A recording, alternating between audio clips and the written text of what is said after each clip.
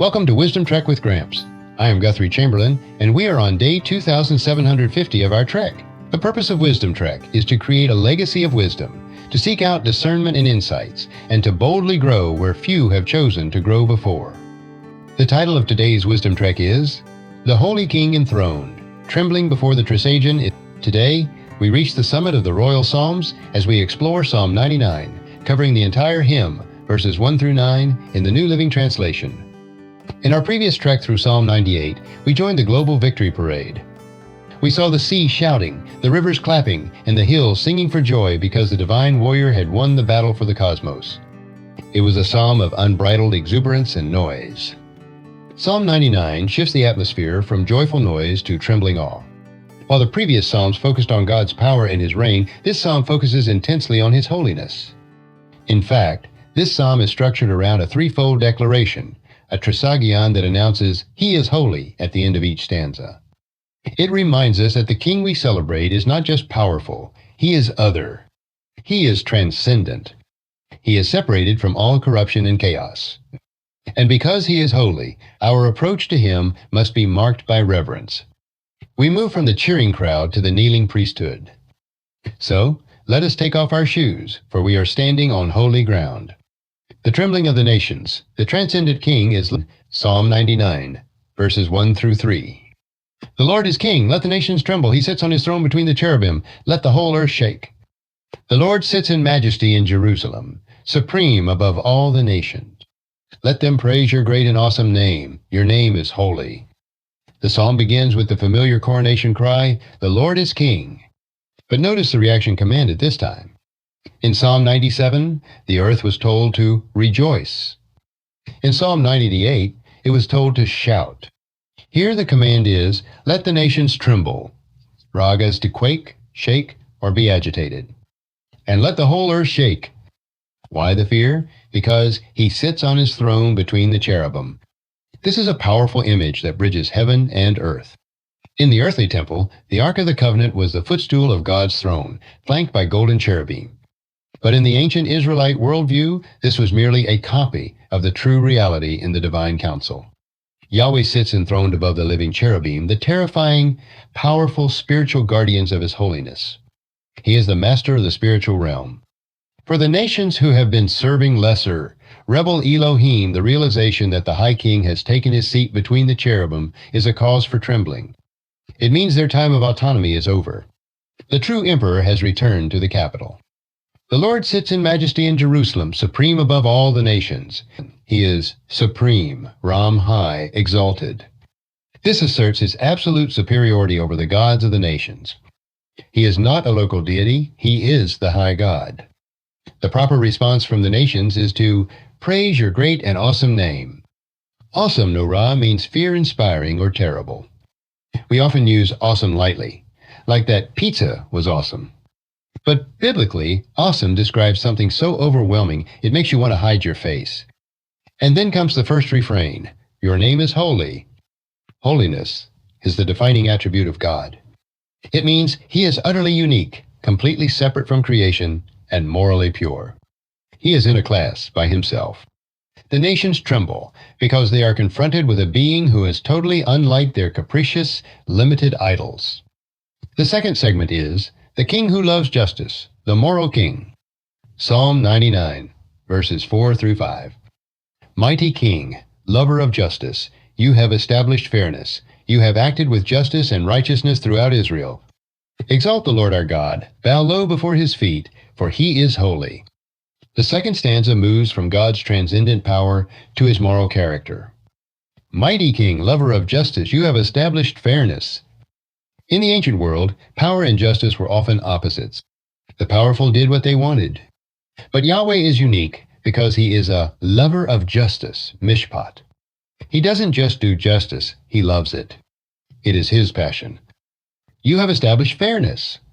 The word here is mesharim, equity or straightness. God has created a moral structure for the universe. He has set up the rules of the game so that they are fair. You have acted with justice and righteousness throughout Israel. God has a track record. In His dealings with Jacob, Israel, He has proven that He upholds the law. He punishes sin and rewards obedience. He is not arbitrary. This stability is a massive comfort. A king with infinite power who was not a lover of justice would be a cosmic tyrant. But a king who marries omnipotence with goodness is worthy of worship. So the command is given, exalt the Lord our God, bow low before his feet, for he is holy. To exalt Rum means to lift him up high. To bow low Yahweh means to prostrate oneself. Specifically, we are to bow at his feet, literally his footstool. In the temple imagery, the Ark of the Covenant was the footstool of God's throne. We are invited to come to the very edge of his presence, to the place where his feet touch the earth, and lay ourselves down. And for the second time, the reason is given, for he is holy. His moral perfection demands our submission. The third segment is the God who speaks and forgives, the relational king. Psalm 99, verses 6 through 9. Moses and Aaron were among his priests. Samuel also called on his name. They cried to the Lord for help, and he answered them. He spoke to Israel from the pillar of cloud, and they followed the laws and decrees he gave them. O Lord our God, you answered them. You were a forgiving God to them, but you punished them when they went wrong. Exalt the Lord our God, and worship at his holy mountain in Jerusalem, for the Lord our God is holy. The final stanza brings this transcendent, just king into relationship with humanity through mediators. Moses and Aaron were among his priests. Samuel also called on his name. Why these three men? Moses, Aaron, and Samuel were the great intercessors of Israel's history. They were the men who stood in the breach when God's holiness was about to consume the people for their sin. They prove that the holy God is approachable, provided you approach him through his appointed representatives and in his appointed way. They cried to the Lord for help, and he answered them. This is the miracle of prayer. The God who sits between the cherubim, who makes the nations tremble, listens to the cry of a man. He is not so high that he is deaf. He spoke to Israel from the pillar of cloud, and they followed the laws and decrees he gave them. Communication flows both ways. God answers prayer, and God speaks his will. The pillar of cloud recalls the wilderness journey, the visible sign of God's presence and guidance. The relationship is based on revelation and obedience. God speaks, we follow. Then the psalmist captures the complex, beautiful tension of living with a holy God. O Lord our God, you answered them. You were a forgiving God to them, but you punished them when they went wrong. This is the most profound theological statement in the psalm. God is a forgiving God, El Nozeh, a God who lifts up or carries away sin. Yet he is also an avenger, Nokaim, of their deeds. How can he be both? He forgives the sinner, restoring the relationship, but he punishes the sin, imposing consequences. Moses was forgiven for striking the rock, but he was still barred from the promised land. David was forgiven for his adultery, but the sword never departed from his house. God's holiness means he cannot pretend sin didn't happen. He must address it. His justice demands consequences, punish them when they went wrong. But his love provides a way for the relationship to continue. You were a forgiving God. This balance prevents us from treating grace cheaply or despairing under discipline. It teaches us to fear him and to love him simultaneously. The psalm concludes with a final, amplified call to worship. Exalt the Lord our God, and worship at his holy mountain in Jerusalem, for the Lord our God is holy. This is the third and final declaration, for the Lord our God is holy. We are called to his holy mountain. Worship is an ascent.